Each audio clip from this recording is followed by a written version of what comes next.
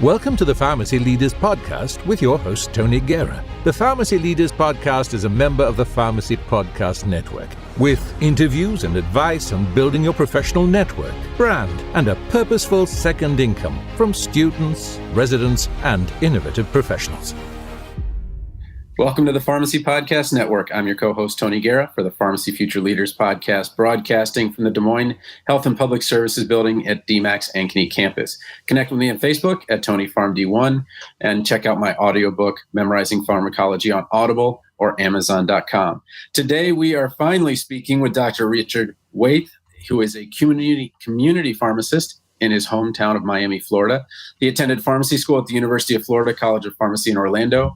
And after pharmacy school, Richard noticed the lack of quality care patients received in community setting, and in response created a personal medication management company, MedVize, a vision of what he thinks MTM will be like in the future. He's also host of RxRadio, and I have listened to all 8 episodes plus the 0 intro, and a podcast exploring not only pharmacy's different career pathways, but also what pharmacy practice is like around the world. Welcome to the Pharmacy Podcast. Thank you so much for having me on. I'm really excited about it. Me too.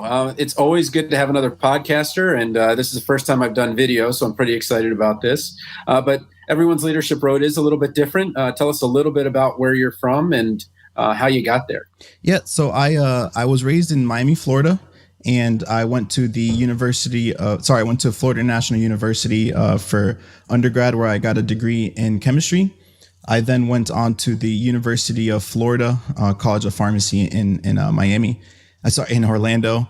And I'm currently a community pharmacist, as you said, and I for a large chain down here in the Southeast. And I'm currently focused on a lot of things outside of the pharmacy in terms of providing better patient care, but also with my company MedVize, but also in terms of learning more about the industry of pharmacy. I founded the podcast RxRadio.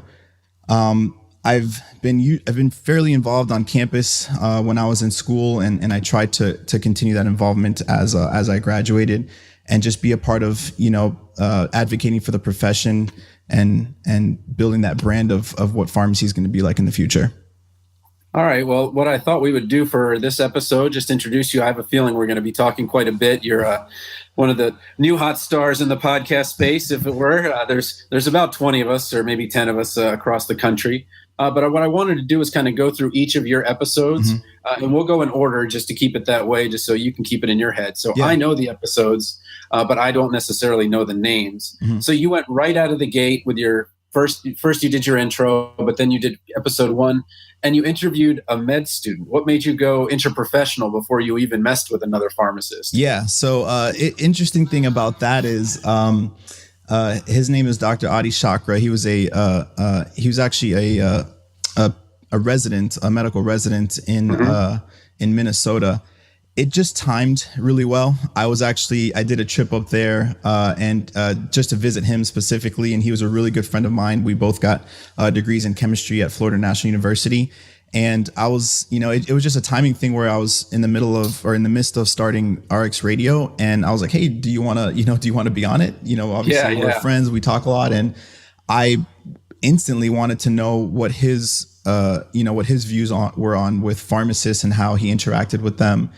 So I thought that, hey, I'm sure there's going to be pharmacists that are going to love to hear about this and hear what views a physician has on pharmacists. So let's right out of the gate, let's jump into that. So that's how that idea came out. Okay, well, now you have an undergrad in chemistry. You could have gone to med school if you'd wanted to. You made the decision to go to pharmacy. I hear 2 different things. Sometimes I hear that pharmacy is a very clean profession. There's no getting dirty. There's no dealing with impactions and things like that. Yes. But what was it that made you decide to go to pharmacy when you could have readily gone to med school? Yeah. So I was very focused on the building relationships with people.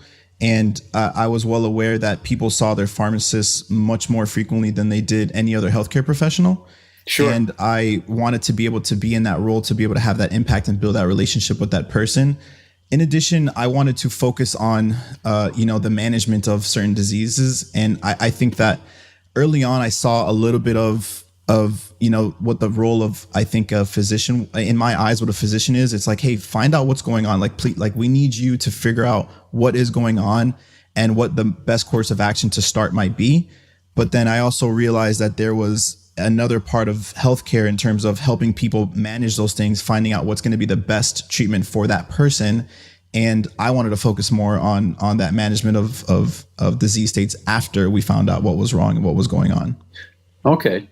So tell me a little bit about what made you go to the next episode. You went from Minnesota, then you took an international flight across the Atlantic to the United Kingdom. Yeah. And I was just in Ireland for, it would have been vacation 2 years ago. We went in there. We could get some diclofenac gel for $10.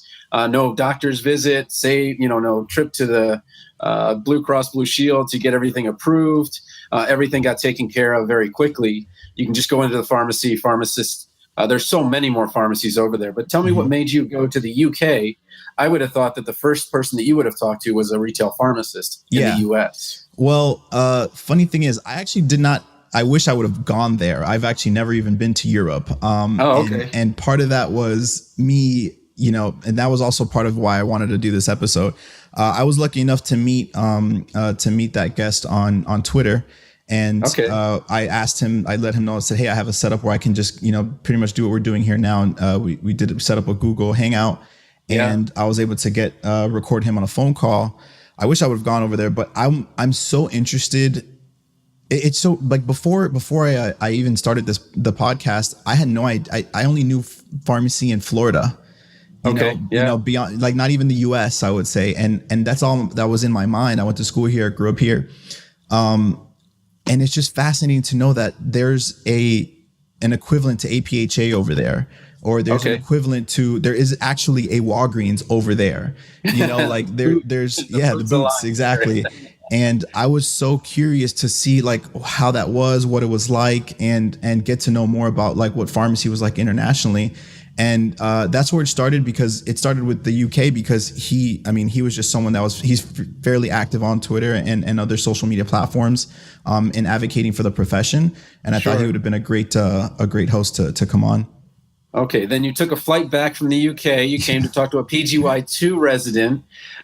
And I got to listen to a little bit about that. And so I wanted to see if you could talk about who should be in a residency, who shouldn't, because when you think about who's at the pharmacy school, these are almost all residency trained pharmacists. So they're going to say, oh yeah, residency. But then when you get into your APPEs or your APPEs, those are a better mix of what's really out there. So first, let's kind of talk about what would make someone go PGY1, PGY2. You personally, I think, decided not to go that route.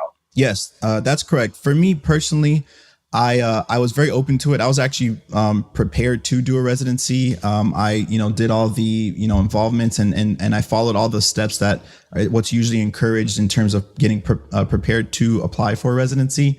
But then getting closer towards the decision making with ASHP and going to that and all that stuff, I decided not to apply because I felt that my passions were nowhere else but in the community setting. And I just didn't see, and I know they do have community residencies, but at the time I didn't see, that being something that was worth pursuing because I personally just didn't feel like it was needed for what I wanted to do. But in terms of who should and who shouldn't, there's a moment in time right now that I think that pharmacy is going in such a crazy direction that I would say, unless you have some other opportunity, unless you have personal, things that need to get taken care of before, or right when you graduate school, I would probably encourage people to seriously consider doing one. Either that or a fellowship even, because the community pharmacy as we know it now there might be a day that we're going to look back and be like, can you believe we used to put pills in a bottle? Like that might be a day that'll come in the future. And I'm not sure if going straight into the community and not doing a residency, or not having that residency training to be able to go and do other things, if, coming out of the gate, if that's going to be the best move for people, because of what the future of pharmacy is going to look like, and unfortunately, a lot of people really think short term, they think like, oh my God, I want to do a whole nother year. where you're going to be practicing for another possibly 30 to 40, depending on if you win the lottery or not, so, so I don't know what the Powerball is today, but yeah. Exactly. So I, to me, it might be worth just, buckling down and taking that 1 year of training to be able to keep the future of your career open. Yeah. And I know with the loans, I think the average is 163, 164 now. So it's a bit scary. And I know that making decisions sometimes emotionally rather than logically is a little bit tough, especially after 19, 20 years of college. Yeah. You're like another year, another 2 years. Exactly. Once you get to PGY3, you're like, I could have done med school and 3 years of residency. And, so, but it sounds like we've got two different fields really where medicine is kind of going its own direction, pharmacy its own, and we'll all be part of a group. Yeah. So now let's take the airplane. We're going back to the UK. I like this traveling thing, man. I need to be on this more often. You're a busy guy. I know the canes are flying around. Yeah, they are. But tell me a little bit about going back to the UK again. What made you talk to a UK pharmacist again? She was obviously very interested in her patients. And she was what I thought I understood as a floater out there. Yes. So she is a community pharmacist. So the first guest that I'd spoken with, he's actually focusing his career on, I believe, like policy and going into the government for, that kind of route in terms of being a pharmacist. Yeah. Not the traditional roles that, what we think of in terms of being a community pharmacist, but she was a floater basically for a chain. And I think she also worked for an independent. And with her, I wanted to dive more into like the day-to-days of what her struggles were, which was crazy because there was, the UK and obviously other countries as well. The health systems are so different, in terms of how care is provided, who's paying for what, whether it's private, whether it's, by the government. But right. And there's so many differences, but there's also so many like similar pain points that we have, in complete different countries with complete different cultures, complete different governments.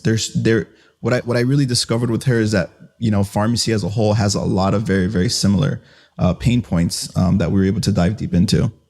Okay, and so I think we're about the halfway point. So before we go on to the independent pharmacist, it sounds like a looseness of associations. Like we say the next word and then it goes to the next topic. So we had independent and community. But tell me a little bit about MedVize, what that is. And because now we're kind of talking about community pharmacy and you're talking about an MTM company. So first tell me where the entrepreneurial spirit came from and then how you're actually putting it into practice. Yeah. So there might be, the entrepreneurial spirit in me. There might be some genetics that might be involved in that. My dad, the E gene. Yeah. E gene. My dad is he's a business owner in our country. He's from my family's from Trinidad and Tobago. Okay. I'm a first generation American. And, he owns service shops in Trinidad. My uncle owns the equivalent to AAA here. He owns that in Trinidad. And I didn't really, I guess I didn't think to really scratch that itch. But as I started getting to seeing that I was going to be out in the real world after school, even though I was like 27, I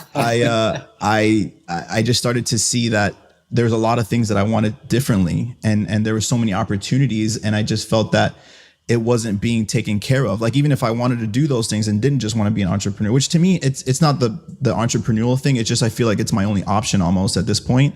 But it just, being that I feel like I had those genetics there, it just dawned on me that I need to do this on my own and try to create what I envision for the future of pharmacy and patient care. Yeah, I've heard the term the gig economy, where percentage of jobs that are full-time is not increasing while the percentage of part-time is increasing. So tell me about this MedVize. I don't really know much about it. If you could just kind of start from the beginning, just in case the listeners don't know anything. Yeah, sure. So, the way I like to kind of explain it to someone that's never heard of it, especially if they're not even in healthcare, is, when we have complex tax situations, whether it's because we have businesses or we have deductions or all kinds of things, it's not just a simple, fill out a form and sign it. We go to a professional, we go to a tax professional, and we pay a tax professional to handle that for us. Saving us the time, ensuring things are going properly. And I think that same logic should be applied to medication management. There's been tons of studies that show that MTM is, obviously we know the impact of it. To me, we don't really need to do any more studies. Honestly, for me, it's a waste of money at this point. It's like $3 to $1. Yeah, or something. we know 300%. Exactly. We know it's impactful, and now we just need to start doing, I think. And I basically wanted to create a company and a brand that when people think about managing their medications, they think that about having a personal pharmacist. And, just like going to the gym, you have a personal trainer help you with everything. To me, I think the model of having a personal pharmacist is where the future would be leading to. So I basically wanted to create something where someone can say, hey, I have, Tony as that's my pharmacist. Whenever I get a medication, he knows everything about my history. He knows where I need to get that medication from. He knows how to get it at the best price, all those types of things. And it is currently set up where it would be, unfortunately, a cash service because, most insurance companies aren't recognizing this beyond, their Medicare patients. So right now it is mostly a cash-based system, I would say, for lack of better words, where people would pay directly for MTM services. Mm-hmm. Sure. And it sounds like what concierge, my French isn't very good, but a concierge physician is one that's on call, ready to talk to you. This sounds like it doesn't have to be in the middle of the night. Hey, I just went to the Walgreens overnight. Can you tell me what my medicine is for? It's more of is it appointment based or something like that? It is appointment based, but I've that's for like a CMR. So like a comprehensive medication review, I would say would be like appointment based, but there are certain models that I have where you would just pay for a CMR and that's kind of it. But there's also a very similar to concierge medicine where it's like a subscription based where you pay a yearly fee or like a 6-month fee, and you have access, to that pharmacist for, the simple questions and things like that, just to have someone that, you can trust in a relationship with. But there's, so that's the, in terms of, what's it called? In terms of like having that relationship with a patient, it's subscription based. And you can make appointments for like those CMRs, like I said, but, funny you mentioned the concierge medicine thing. I eventually, after, some brand building and I want to actually start working with physicians, to provide services for their own practice. Because I want to provide packages to physicians to say, hey, I see you're already doing concierge medicine, but do you have, are you providing this type of service to your patient where they can contact a pharmacist, for real specific or detailed questions that you don't really need to be bothered with. So that's one thing I see for the future of it as well. Okay. Well, it sounds like you're kind of setting up with some of the things that some of the states have done. I know Washington State allowed provider status, but most of it was on a cash basis. But then they're showing such improvements in cost. So it's kind of, you have to show the money is there. But it sounds like someone who's a concierge physician is going to very rapidly find out that they're going to run out of time. And a way to expand that time would probably be to hire someone like you to take care of the medication side after initial consults and things like that. Cool. Exactly. Well, let's take it from there to now. We're going to go to, and if I think the owner, if I remember right, he said he had like 2 or 3 people working under him, and then they took care of the pharmacy. So that's on the other end. So you're a solopreneur right now. Yes. And then that's pharmacy owner, multiple pharmacies, giant employee payroll. What made you call him? If you're, on the solopreneur outfit. Yeah. So, I didn't know, much about his operations before we had spoken, but he too is another person that was active on social media, which is basically how I've been meeting most of everyone I've interacted with outside of, pharmacy. It's been on social media, and he was one of them. And, I saw that he owned a pharmacy and I wanted to dive deep more into that, but it seems really cool because he does have, he's really, I think he has like a well-oiled machine with what he's running right now, where he has those 3 individuals under him pretty much handling most of operations, while he's just kind of, chilling. For lack of better words, chilling. Yeah. But I mean, I'm pretty sure he's deep into, also making decisions and monitoring operations and stuff like that too. But that's how that came about. Okay. So then you took a trip to APHA's MRM. So the Southeast, for people that don't know, includes probably all the way up to the Carolinas, most of the SEC, the Southeastern Conference, basically. Yep. Tell me a little bit about what made you go to MRM. If I remember right, that's a student-run conference. It is a student-run conference, which was super funny because I was, I got into to Charleston Friday night, and I wanted to mingle and go and talk to people, and everyone's like, so what school are you from? And I was like, well, I'm not really from any school. I'm just kind of here hanging out. No, but I just got, I explained why I was there, and and their mood totally changed when they saw I was a pharmacist, which was really cool to see. Also, I didn't think they would have expected pharmacists to be roaming around like, mingling with the students. But that it is student run. But it's crazy because it's not just students there. It's like the most motivated and involved students, from their schools. Mm-hmm. And that experience alone, there was so much energy and passion there. It was really cool to see. Whereas if you just go to a pharmacy school, you'll see students there, but some of them will be super involved. Some of them just kind of going through the motions.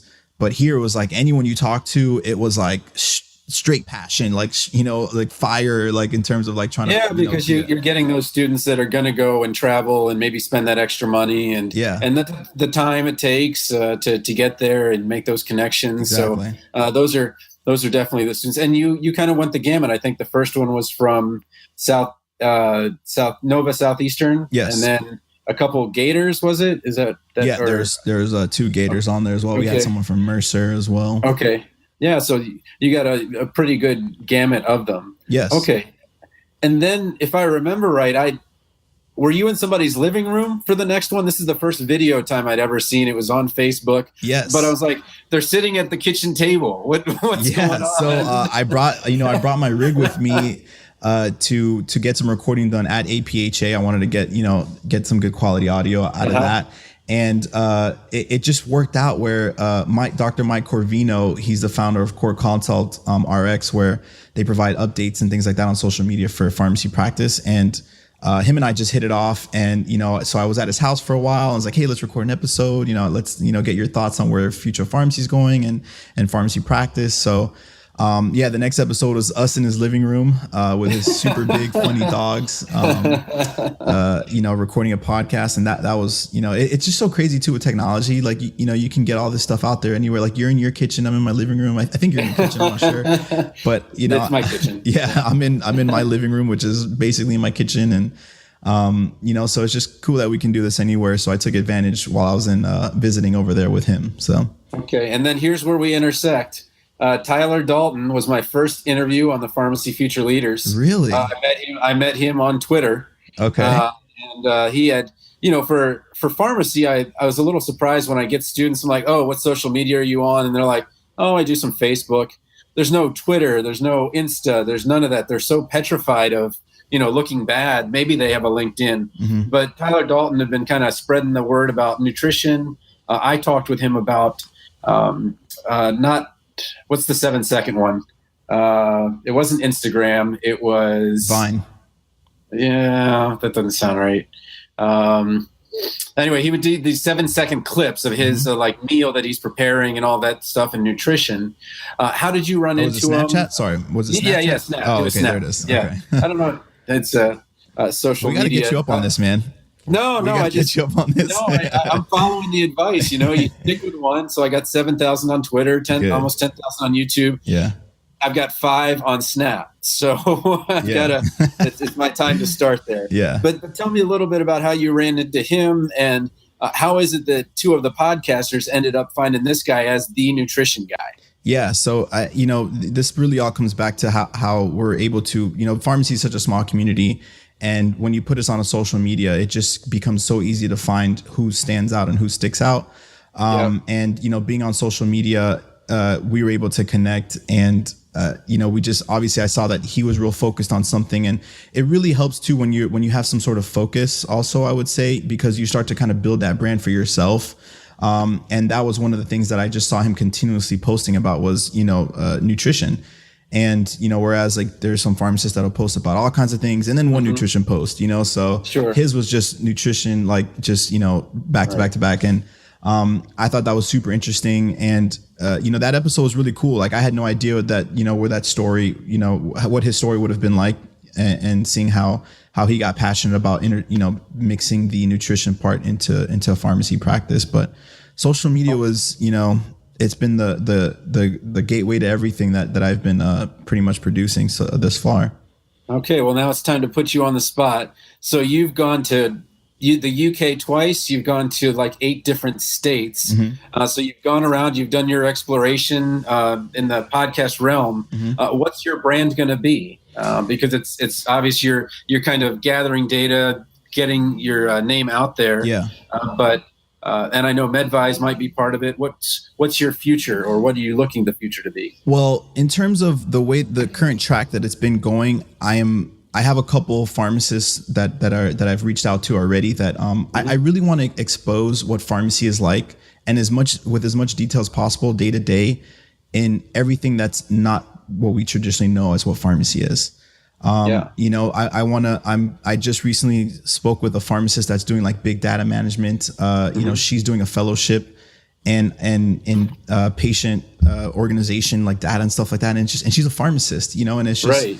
I have another pharmacist that works in the emergency department, one in transplant that I've been, behind to get on the show. And I want to continue to definitely be a place where people can, if they want to know about what pharmacy is like in different areas of not only practice in the US here, but also the world.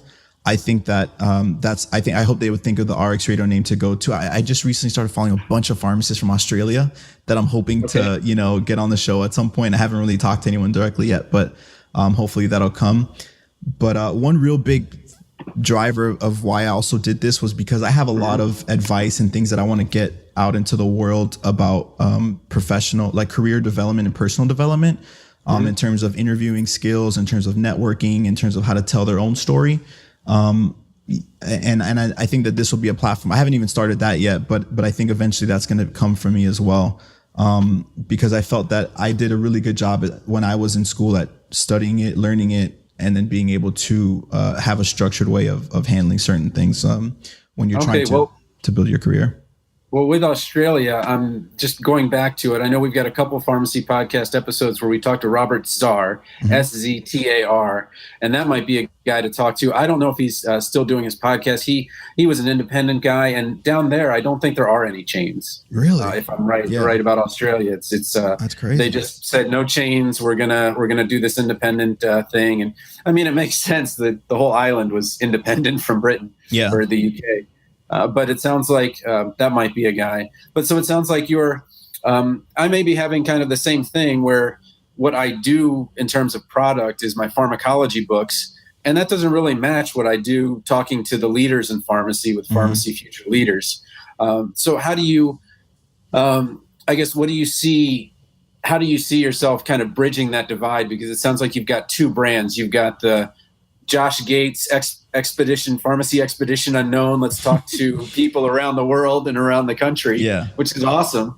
And then on the other hand, we've got this kind of exploration of entrepreneurship, being one-on-one with the patients. And then you've got your third, role as a pharmacist. Yeah. So how do you think all these come together? Or is it gig economy where this is how it goes? You have 2-3 jobs. No, I honestly think it's the latter. I think that, it's just, there's going to be some separation of things. Things might not ever overlap, specifically. And I feel like I've had to be really good at making sure that happens, specifically because being in a community pharmacy, I had to make sure that I wasn't, engaging in things that were like a conflict of interest.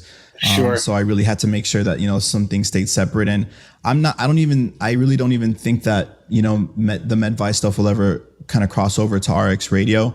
But within RxRadio itself, I think that, in terms of like professional development, and versus, like exploring pharmacy in different, countries, that might take its form differently. Like one might be more video based. I plan on starting a YouTube channel soon for, videos for both on Facebook and on YouTube, which might be more of like me, kind of maybe teaching or like giving my advice about like how to better, develop professionally and in your career.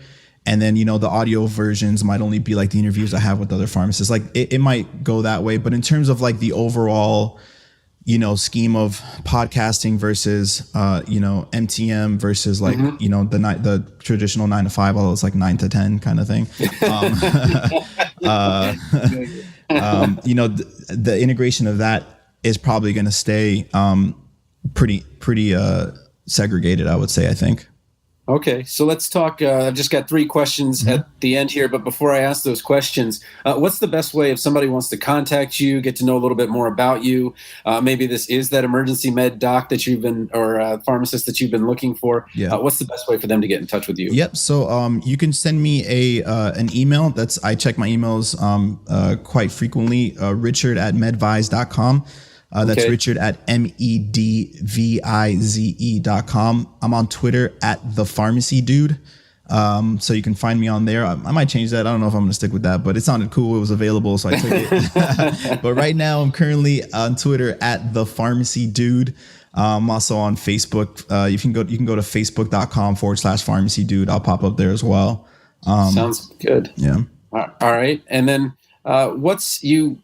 I think a lot of people don't start entrepreneurship because they don't have their ducks in a row in terms of getting all the things in their life kind of set up so that they have that extra time. Mm-hmm. What's your best daily ritual to keep everything on track so that you can do all of this other stuff?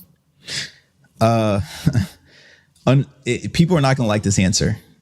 And I know that for sure because I don't even like the answer. And I just work late. It's giving up fun. Okay. Like there's so many fun things that I used to do or I wanted to do when I graduated, that I had to no longer, be able to engage in, because there's just, we all have the same 24 hours in the day. And we all still need to be a normal human being in society, get, between 4 to 6 hours of sleep.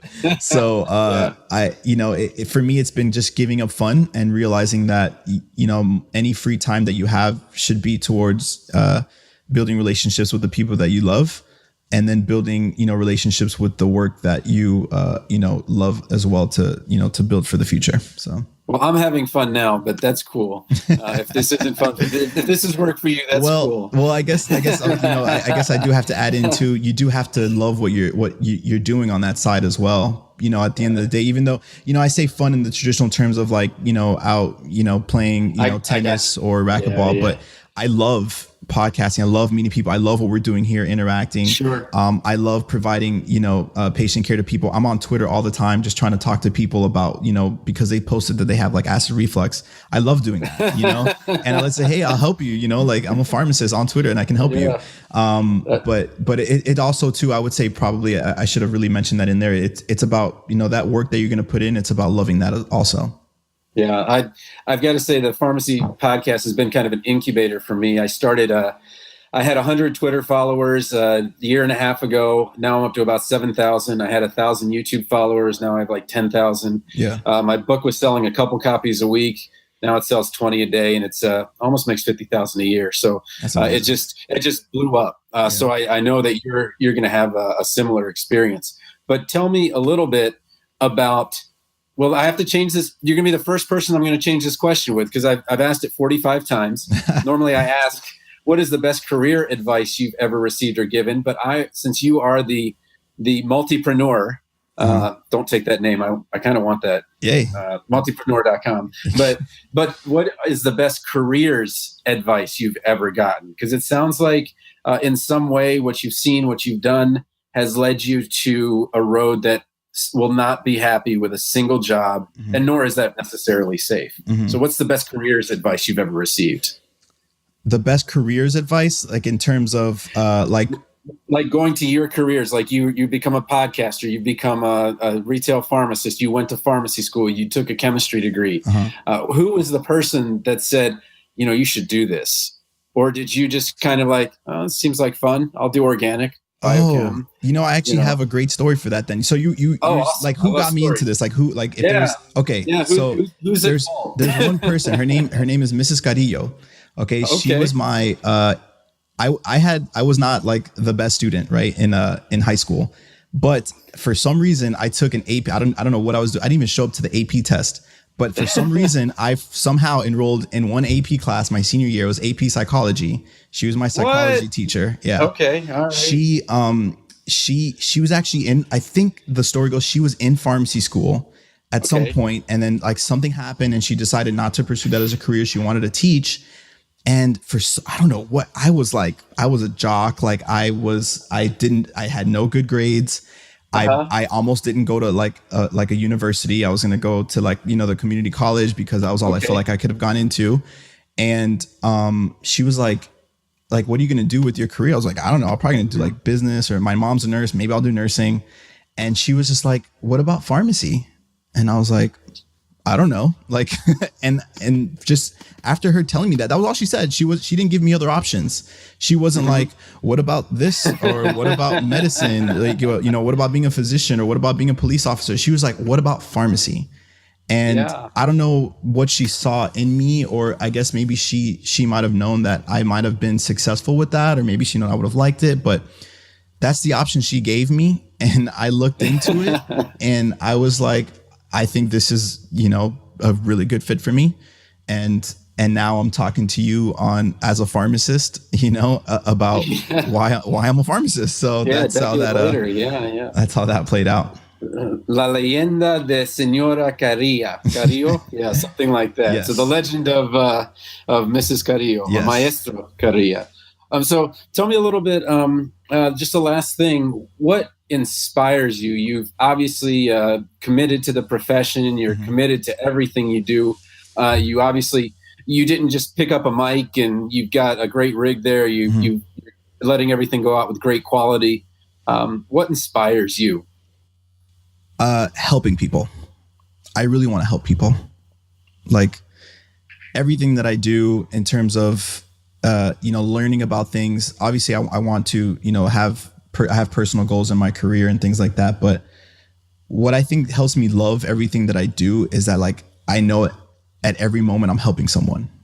Yeah. And that sounds good. And that to me is what's really been driving, it drove me in school, it drove me the late night studying, it drives me when I'm stressed out at the pharmacy. It's just knowing that I get to help like that one person at that one time. Yeah. Well, Dr. Richard Waithe, thank you so much for being on the Pharmacy Podcast. It was a pleasure. Support for this episode comes from the audiobook Memorizing Pharmacology, a relaxed approach. With over 9,000 sales in the United States, United Kingdom, and Australia, it's the go-to resource to ease the pharmacology challenge. Available on Audible, iTunes, and Amazon.com, in print, ebook, and audiobook. Thank you for listening to the Pharmacy Leaders Podcast with your host, Tony Guerra. Be sure to share the show with the hashtag #PharmacyLeaders.